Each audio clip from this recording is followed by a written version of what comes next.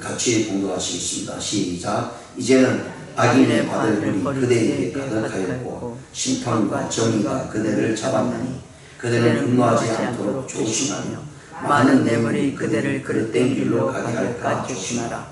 그대의 부르짖음이나 그대의 능력이 어찌 능히 그대가 공고한 가운데에서 그대를 유익하게 하겠느냐. 그대는 밤을 사모하지 말라. 인생들이 밤에 그들이 있는 곳에서 끌려가리라. 삶과 악으로 치우치지 말라. 그대가 혼란보다 이것을 택하였느니라. 하나님은 그의 권능으로 높이 계시나니 누가 그같이 교훈을 베풀겠느냐. 누가 그를 위하여 그의 길을 정하였느냐. 누가 말하기를 주께서 불의를 행하셨나이다 할 수 있으랴. 그대는 하나님께서 하신 일을 기억하고 높이라. 잊지 말지니라. 인생이 그의 일을 찬송하였느니라. 그의 일을 모든 사람이 우러러 보나니 먼 데서도 보느니라. 하나님은 높으시니 우리가 그를 알 수 없고 그의 횟수를 헤아릴 수 없느니라. 그가 물방울을 가늘게 하시며 빗방울이 정갈하게 안개가 되게 하시도다. 그것이 구름에서 내려 많은 사람에게 쏟아지느니라. 겹겹이 쌓인 구름과 그의 장막의 우레소리를 누가 능히 깨달으랴. 보라가 번개불을 자기 사면에 펼치시며 바다 밑까지 비치시고 이런 것들로 만민을 심판하시며 음식을 풍성하게 주시느니라. 그가 번개불을 손바닥에 넣으시고 그가 번개불을 명령하사 완역을 치시도다. 그의 우레가 다가온 폭우를 알려주니 가축들도 그 다가옴을 아느니라. 아멘. 오늘 본 말씀을 가지고요, 환난 가운데서도 하나님을 찬양하라 라는 제목으로 말씀을 생각해보는 시간을 갖겠습니다. 16절까지는 하나님 엘로우를 통해서요 욥에게 축복스러운 그런 상황들을 말씀했습니다. 그리고 17절부터 23절까지는 정가운데로 하나님의 심판 그런 모습들로 나타납니다. 하나님의 정의로운 심판이 반드시 있을 것이다 라는 사실을 말씀하고요. 그러면서 욥이 죄악 가운데 또 고집 가운데 하나님 앞에 나가는 것은 잘못되었다 라는 표현을 해주고 있습니다. 그러면서 24절에서 33절까지는 그런 환난 가운데 그런 고통 가운데 하나님을 의지해야 됨에도 불구하고 내 생각에 고집을 가지고 하나님의 살아 역사하심까지 부정할 수 있는 그런 믿음의 신앙에서 계속해서 넘어지게 되면 하나님의 참된 영광을 바라보지 못한다. 그러니까 하나님께서 자연세계를 통해서요 하나님을 나타내고 그리고 하나님께서 그 섭리 가운데 하나님의 영광을 받으신다. 그러기에 우리의 연약함으로 인해서 하나님을 멀리하지 말고 도리어 하나님께 가까이 하라. 그러면 하나님께서 우리 삶을 반드시 인도할 것이다 라고 하는 것이 엘리후가 지금 마지막으로 해주는 그런 내용의 모습입니다.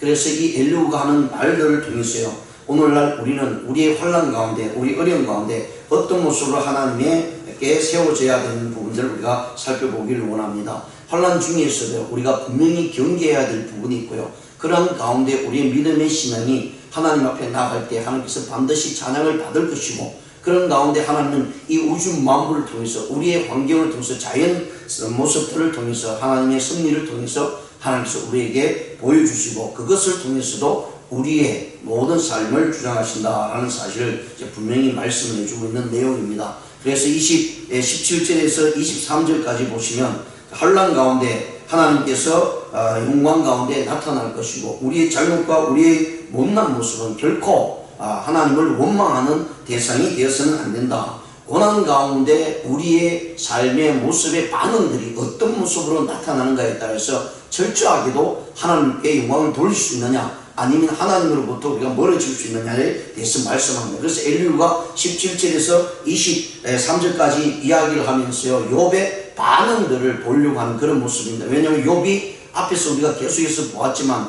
정말 하나님을 향해서 존귀하고 경외하는 그런 모습이 있었음에도 불구하고 엄청난 환난과 고통 속에서요 인간의 몸으로는 도저히 이겨낼 수 없는 그런 상황까지 왔을 때 이 욥이 하나님 제발 나의 모든 삶을 한번 되돌아보시고 심판자가 되시고 나의 중재자가 되기를 원한다라고 간절히 기도합니다. 그러면서 그 고통이 너무 심했어요. 차라리 죽으면 어떨까라는 생각까지 할 수밖에 없는 그런 상황 속에 있는 욥의 모습을 보고 엘리후는 이것에 대해서 이야기를 합니다. 그런 가운데 견디고 인내하며 나아갈 때에 하나님의 영광 가운데 네가 설 것이다 라고 말씀하고 있는 이제 그런 부분입니다. 17절에 보시면 이제는 악인의 받을 벌이 그대에게 가득하였고 심판과 정의가 그들을 잡았나니, 지금 여기서 이제는 이라는 말을 합니다. 그러니까 앞에서는 축복의 말을 쭉 했습니다. 그대가 상을 받을 것이고 그의 삶이 나중에는 엄청난 기름질 것이다, 하나님 축복이 있을 것이다 라고 엘리후가 욥에 대해서 이야기를 했습니다. 그 이야기를 들을 때는 욥이 얼마나 기분이 좋겠습니까? 힘들고 어려운 가운데서도 위로하고 이 어려움과 고통을 지나고 나면 하나님께서 엄청난 축복을 주시고 네 상에는 기름진 것이 넘칠 것이다 라고 이야기를 했습니다. 그런데 그 말이 끝나자마자 이제는 라고 하면서 욥의 악한 모습들, 죄악된 모습들을 지적하면서 그런 모습으로는 하나님 앞에 가까이 갈 수 없다라는 모습으로 이야기를 해주고 있습니다. 그러면 하나님의 심판과 정의가 네에게도 일어날 것이다 라고 하는 것이 바로 17절부터 23절까지 이야기해 줍니다. 18절은 그대는 분노하지 않도록 조심하며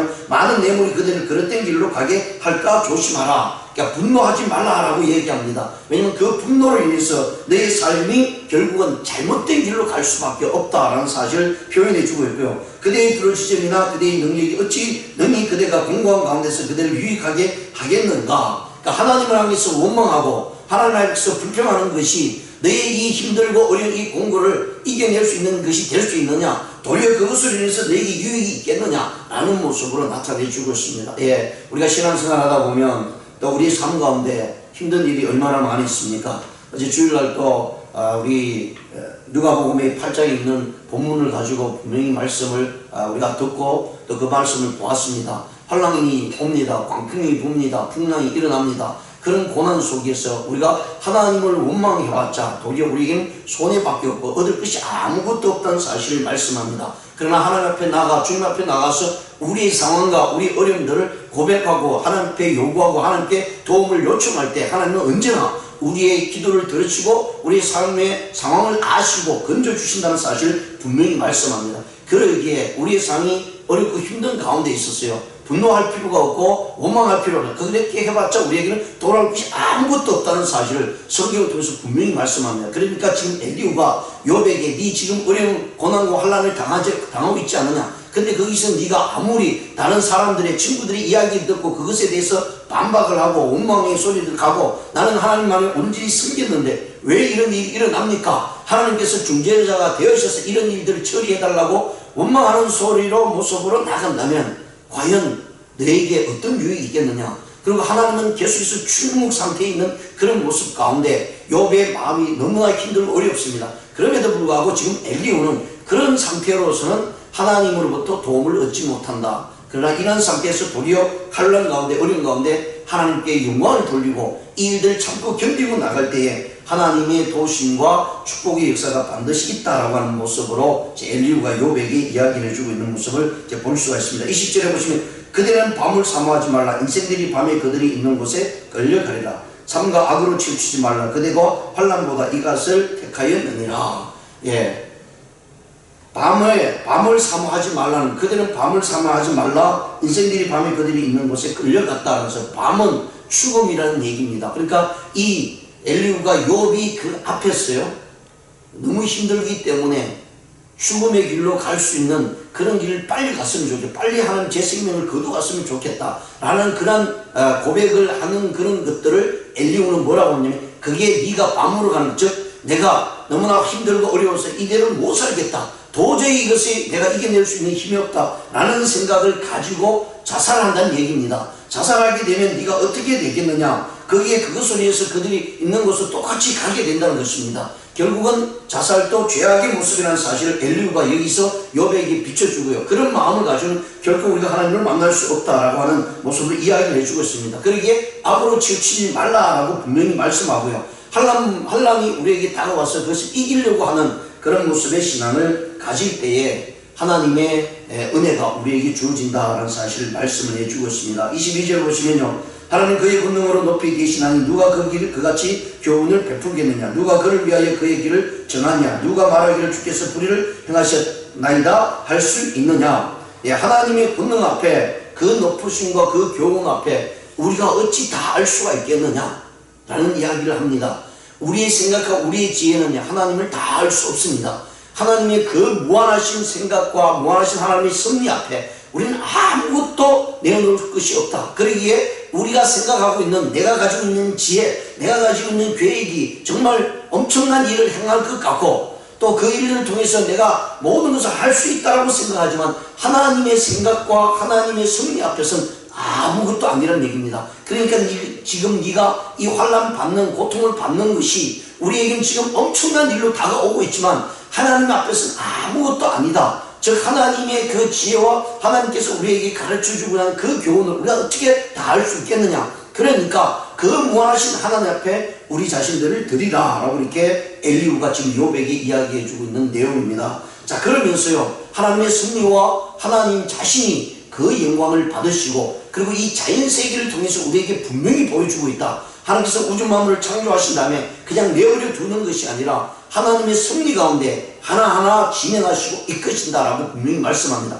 그래서 이 자연현상이 일어나는 천둥, 번개, 이런 모든 것들이 하나님의 섭리에 의해서 이루어진다라고 말씀합니다. 우리가 겪는 수많은 일들이 그냥 우연히 일어나는 것이 아니라 하나님의 섭리 가운데 있기 때문에, 특히 하나님이 가장 사랑하는 우리 인간은 우리의 모습을 그냥 내버려 두지 않을 것이다. 내가 고통받는 것, 내가 어려움을 당하는 것 하나님께서 분명히 다 알고 계시다라는 사실을 말씀합니다. 그러기에 하나님의 영광 가운데 임하신 그 섭리 가운데 우리의 모습들이 드러질 때에 하나님의 축복의 역사가 계속해서 이어질 것이다 라고 이렇게 말씀을 해주고 있는 내용입니다. 그래서 24절에서 34문절까지는 하나님의 권능에 대해서 찬양하라 라고 말씀합니다.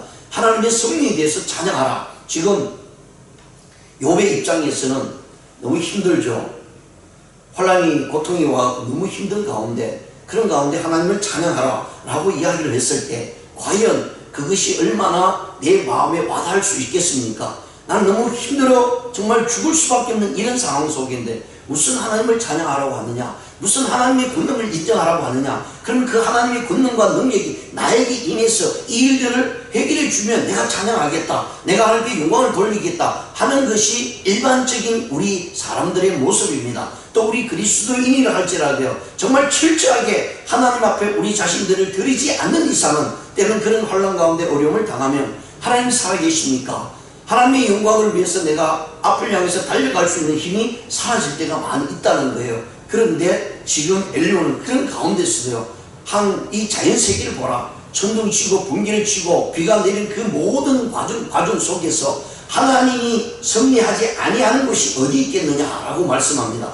그러면서요, 이미 고대 사회에서 원래는 한 16세기, 17세기 되면서 이제 이런 자연현상에 대해서 이제 과학이 조금씩 발전하면서요, 이제 비가 내리고, 그리고 그것이 마르고 또 햇빛으로 인해서 수증기가 되어서 하늘로 올라갔다가 다시 구름이 되어서 비가 내리는 그런 현상들을 우리 인류 역사 가운데 한 16, 17세기 정도 돼서 이것이 이제 발견이 되고 과학적으로 증명이 되었습니다. 근데 지금 오늘 성경을 읽다 보면 이 엘리후가 무슨 얘기를 하면 정말 그때는 상상조차 할 수 없는 이 자연의 섭리를 이 인간이 알 수 있다는 것은요, 하나님의 성령의 지혜가 아니면 도저히 있을 수 없는 이야기를 지금 엘리후가 합니다. 그러면서 그것이 하나님의 영광과 찬송을 받으시기에 합당하다라고 하는 그런 모습으로 나타내주고 있습니다. 24절에 보시면 그대는 하나님께서 하신 일을 기억하고 높이라, 잊지 말지라, 인생이 그의 일을 찬송하리라. 하나님이 하신 일, 우주 만물을 창조하시고요, 그 우주 만물을 이끄시는 하나님의 승리를 보라. 그래서 하나님을 높일 수밖에 없다는 사실을 지금 엘리후가 욥에게 이야기합니다. 그러기에 네 입술로 하나님을 원망하고 불평하는 것이 아니라 찬양해야 된다는 사실을 말씀합니다. 그의 일을 모든 사람이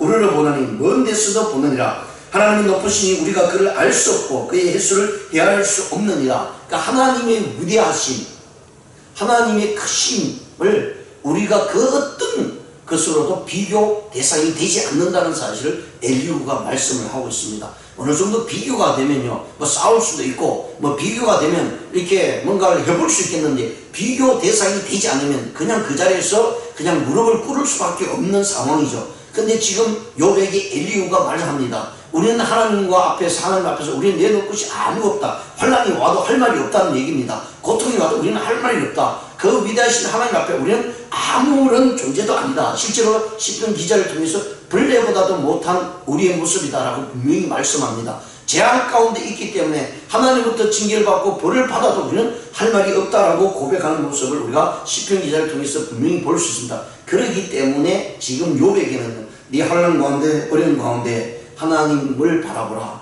높으신 하나님, 우리가 헤아릴 수 없는 그 하나님 앞에 우리가 뭐라고 불평할 수 있겠느냐. 그러기에 하나님을 찬양할 수밖에 없다라고 말씀합니다. 그러면서 27절에서요 이제 자연현상에 대해서 이 엘리후가 이야기하는 것을 보면 정말 어떻게 수천 년 전에 이런 이야기를 할 수 있을까 할 정도로 성경에서 기록해 주고 있습니다. 그가 물방울을 가늘게 하며 빗방울이 정발에 안개가 되게 하시도다.